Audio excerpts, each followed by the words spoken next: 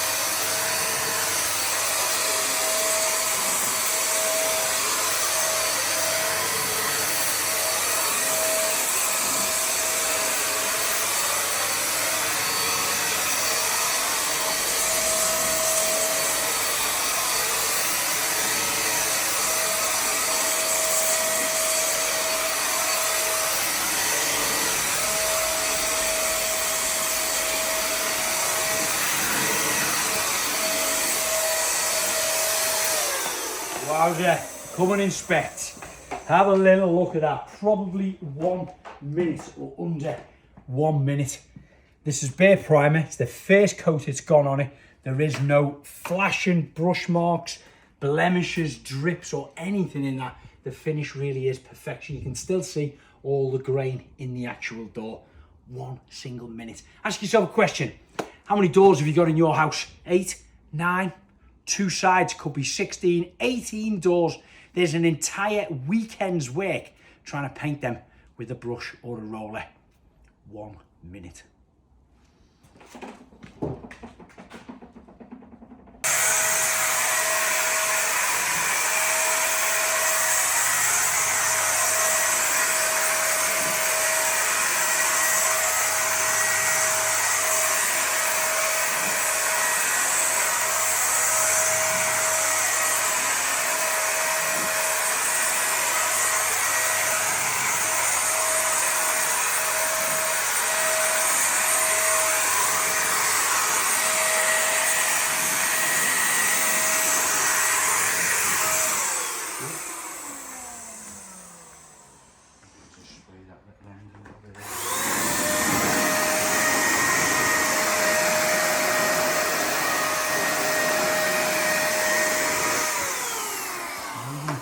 One single coat, wise old sage.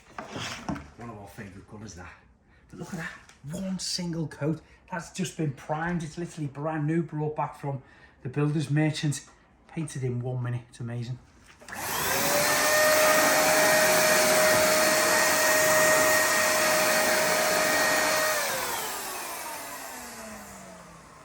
Lovely.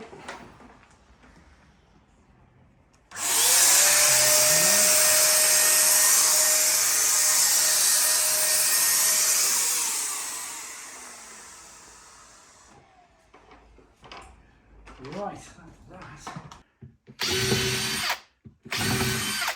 So, still prepping a little bit more bits and pieces here for the Frenchic convention. Look at this. That looks a bit sinister, doesn't it? This is Laura's favourite tool.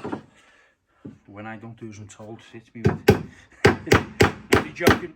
What I'm doing is I'm drilling loads of holes in the end of it, and I'm just hammering in some galvanised nails. They're only about 40 millimeters thick. And they're sticking out the other side like this because, how can I describe it? Follow me out here.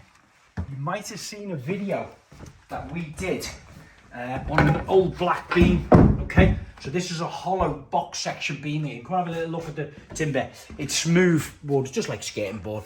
Nice and smooth along here. People box RSJs in paint and black. They look dull and miserable. What we did was give it an oak look.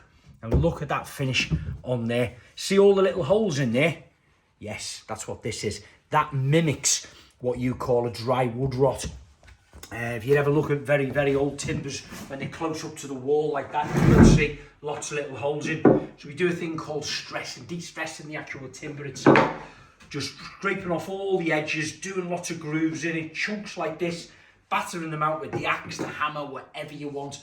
I'm going to be demonstrating this one on stage at the Frenchic convention this weekend. But have a little look at that, just have a look at that. It looks fantastic. We have got an online video on the Mr. and Mrs. YouTube channel and Frenchic's channel of me showing you a step-by-step stage to get this look. Once you've created all that stressed look in the timber, then you apply 1 or 2 coats of Frenchic's chalk and mineral paint. The colour I used was creme de la creme, like a nice creamy colour. And you don't even have to be neat putting it on. Slap it on as rough as you can. Once it's dry, scratch it with the edges of a saw or something like that with lots of little teeth in it. And you're just making more grooves then in the surface of the paint. And then get your browning wax, your furniture browning wax, again from Frenchic, of course. Slap that on, let it penetrate in, buff it up, and that's the look you achieve. It's unbelievable.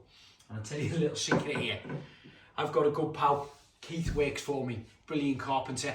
And basically, I took him a photograph of this from there to there and said to him, got this massive big 2-3 meter long piece of oak, solid oak, white American oak it was. It's in beautiful condition. It's all cut up and all planed and everything like this. I said, do you want to buy it for, I don't know, 300, 400, 500 quid or something? Sent him a photograph. And he said, yes, keep it for me. That'll go in a customer's fireplace. It'll look fantastic. And then I showed him a photograph of this and said, it's a boxed out piece of hollow timber. It's worth about 20 quid. But I called him out. It was that convinced, and that's an experienced carpenter. Now this breaks my heart. I've got to cut it up. It won't fit in the back of my van. My van's a 6-seater. So unfortunately, got to cut a little bit off it.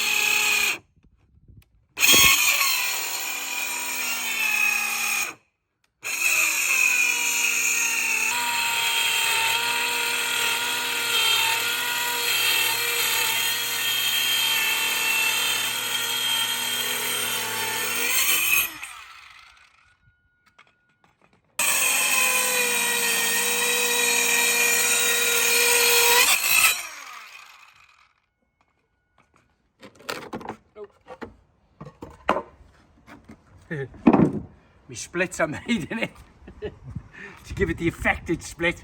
It's actually split it. That's cool. But that basically is what it is.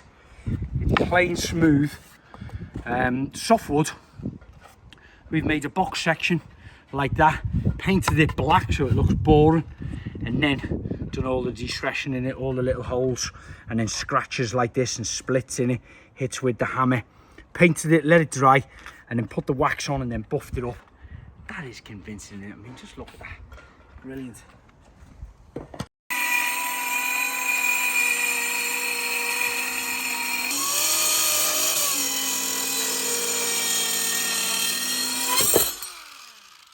So who would have thought a tiny little lightweight DIY saw would cut through this big solid oak beam?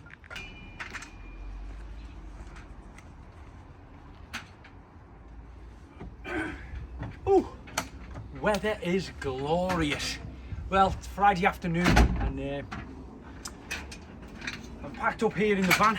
We've got to pull this to one side, get a little space for Sydney. You can Sydney, the mascot, of course, always comes everywhere. We're going to pick up the kids from nursery half day, race over to Shropshire, drop the kids off at Laura's dad's. He's got a baby mum over the weekend, and then Laura and I straight down to Windsor in London.